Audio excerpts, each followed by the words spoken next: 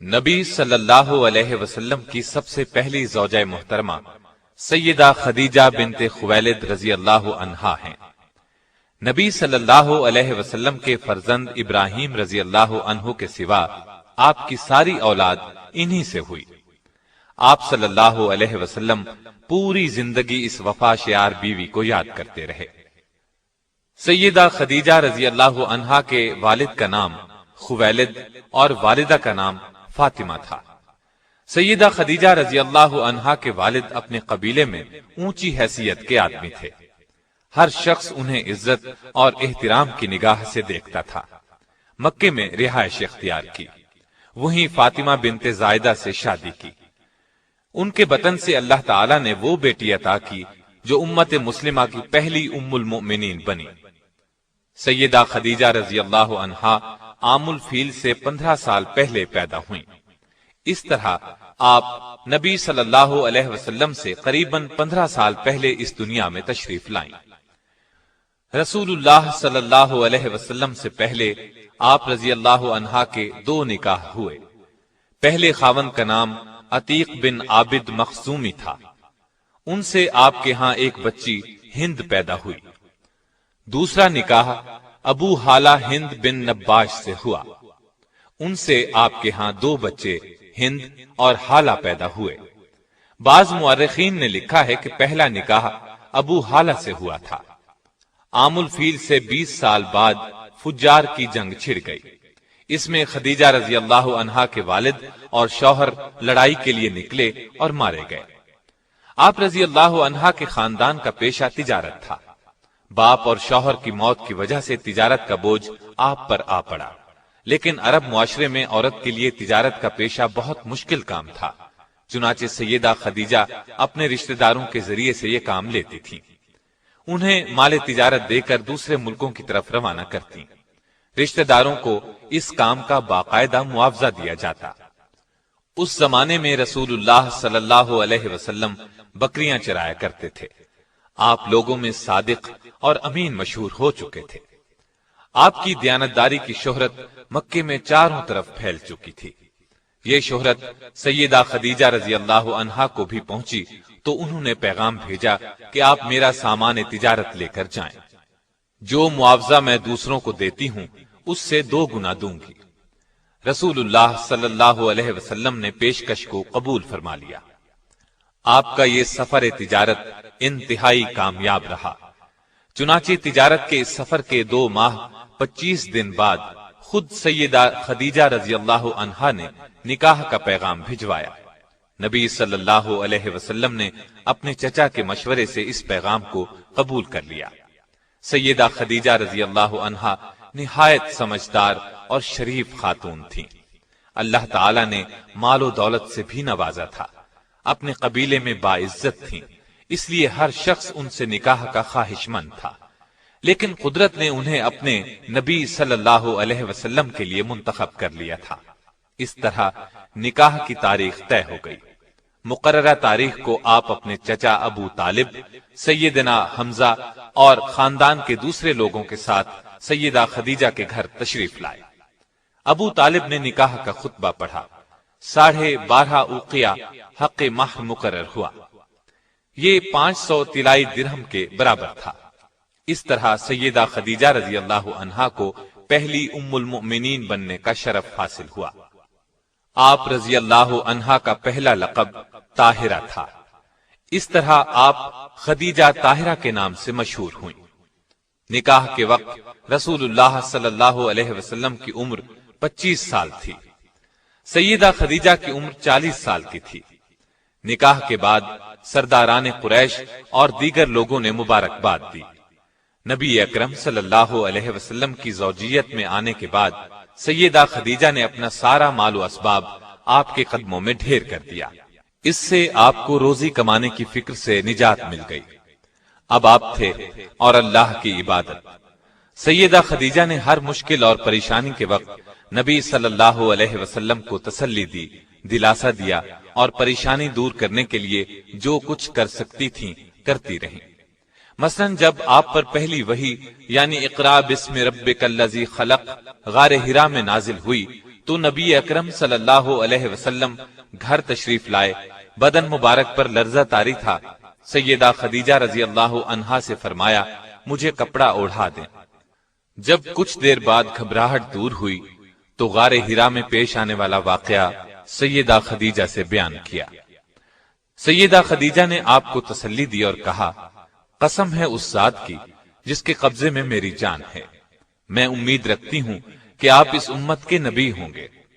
اس کے بعد سیدہ خدیجہ رضی اللہ عنہا آپ صلی اللہ علیہ وسلم کو اپنے چچا زاد بھائی ورقہ بن نوفل کے پاس لے گئیں۔ آپ نے پورا واقعہ سنایا۔ اس واقعے کو سن کر انہوں نے یقین کے لہجے میں کہا یہ وہی فرشتہ ہے جو موسیٰ علیہ السلام پر اترا تھا، کاش میں اس زمانے تک زندہ رہوں جب آپ کی قوم آپ کو وطن سے نکالے گی۔ اگر میں نے آپ کا وہ زمانہ پایا تو میں آپ کی ضرور مدد کروں گا۔ اللہ کے حکم سے جب آپ نے نبوت کا باقاعدہ اعلان فرمایا تب بھی سب سے پہلے سیدہ خدیجہ رضی اللہ عنہا ہی نے آپ کا پیغام قبول فرمایا اور ایمان لائیں۔ مردوں، عورتوں اور بچوں سبھی میں سب سے پہلے ایمان لائیں۔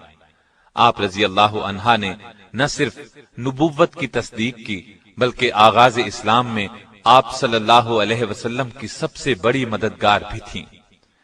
آپ صلی اللہ علیہ وسلم کو چند سال تک کفار اذیت نہ دے سکے۔ اس میں بڑی حد تک سیدہ خدیجہ رضی اللہ عنہا کا اثر کام کر رہا تھا۔ مکے میں سیدہ خدیجہ کا بہت اثر رسوخ تھا۔ مشرکین نبی صلی اللہ علیہ وسلم کو جھٹلاتے تھے، اس سے آپ کو بہت صدمہ ہوتا، لیکن یہ صدمہ سیدہ خدیجہ کے پاس آ کر دور ہو جاتا تھا، اس لیے کہ وہ آپ صلی اللہ علیہ وسلم کی باتوں کی تصدیق کرتی اور مشرکین کے سلوک کو بے اثر کر دیتی تھیں۔ 7 نبوی میں قریش مکہ نے آپ صلی اللہ علیہ وسلم سے، آپ کے حامیوں سے اور بنو ہاشم سے تمام تر تعلقات توڑ لیے اور آپ صلی اللہ علیہ وسلم کو ان تمام لوگوں سمیت شیب ابی طالب میں رہنے پر مجبور کر دیا۔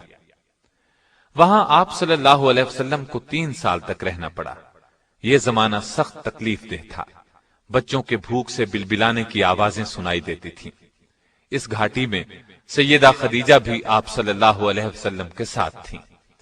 آپ نے بھی ہر وہ تکلیف برداشت کی جو دوسرے کر رہے تھے، پتے کھا کر گزارا کیا۔ ان حالات میں سیدہ خدیجہ رضی اللہ عنہا کے اثر و رسوخ سے کبھی کبھار کھانا پہنچ جاتا تھا۔ آخر کار قریش کے آپس کے اختلاف کی وجہ سے 3 سال بعد 10 نبوی میں اس مصیبت کا خاتمہ ہوا، یعنی ہجرت سے 3 سال پہلے وہاں سے نکلے۔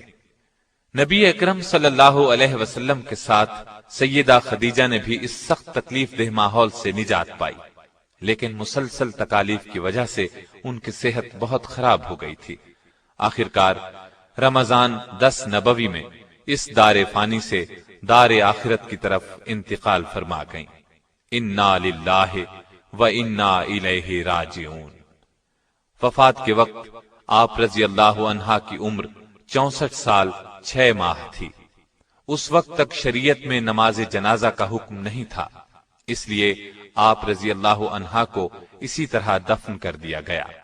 رسول اللہ صلی اللہ علیہ وسلم خود ان کی قبر میں اترے اور سب سے زیادہ غمگسار بیوی کو قبر کی آغوش میں رکھا۔ آپ رضی اللہ عنہا کی قبر جنت المعلا میں ہے۔ آپ کی وفات کے سال کو عام الحزن قرار دیا گیا۔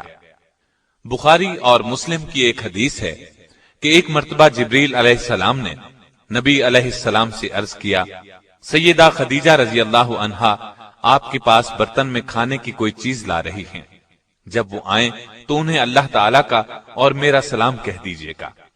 نسائی کی ایک روایت کے الفاظ یوں ہیں، جبریل بارگاہ نبوت میں حاضر ہوئے اور کہا، حق تعالی شانہ سیدہ خدیجہ کو سلام کہتے ہیں۔ سیدہ نے یہ سن کر فرمایا کہ حق تعالی خود سلام یعنی سراپا سلامتی ہے اور جبریل پر بھی سلامتی ہو، اور آپ صلی اللہ علیہ وسلم پر بھی سلام اور اللہ کی رحمت ہو۔ سیدہ خدیجہ کی ایک اور بڑی فضیلت یہ ہے کہ ان کی زندگی میں رسول اللہ نے کوئی دوسری شادی نہیں کی۔ معلوم ہوا آپ ان سے بہت محبت کرتے تھے۔ بخاری اور مسلم کی روایات کے مطابق آپ نے انہیں جنت میں ایسے محل کی بشارت دی جو موتی کا ہوگا۔ بلکہ مسند احمد میں روایت ہے کہ رسول اللہ صلی اللہ علیہ وسلم نے فرمایا، مجھے حکم دیا گیا ہے کہ میں خدیجہ کو جنت میں ایک ایسے محل کی بشارت دوں جو موتیوں سے بنا ہوا ہوگا، جس میں شور و غل اور محنت و مشقت نہیں ہوگی۔ سیدہ خدیجہ کی وفات کے بعد آپ صلی اللہ علیہ وسلم اکثر انہیں یاد کرتے اور تعریف فرماتے تھے۔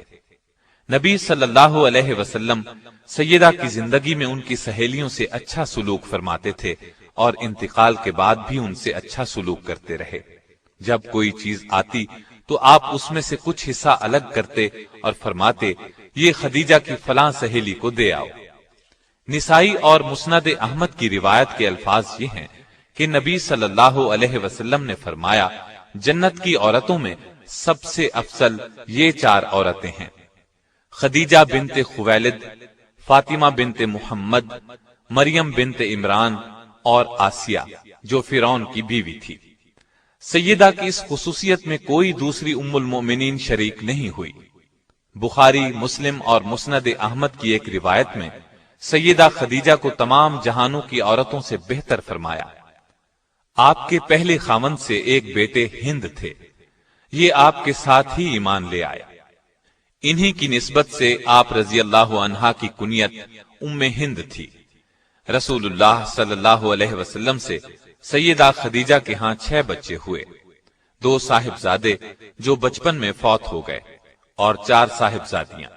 ان کی تفصیل یہ ہے: قاسم رسول اللہ صلی اللہ علیہ وسلم کے سب سے بڑے صاحبزادے تھے، انہی کے نام پر آپ کی کنیت ابو القاسم تھی۔ بچپن میں مکے میں انتقال کر گئے۔ دوسرے صاحبزادے عبداللہ تھے، یہ بھی کم عمری میں ہی انتقال کر گئے۔ ان کے لقب طیب و طاہر تھے، اس لیے کہ یہ زمانہ نبوت میں پیدا ہوئے تھے۔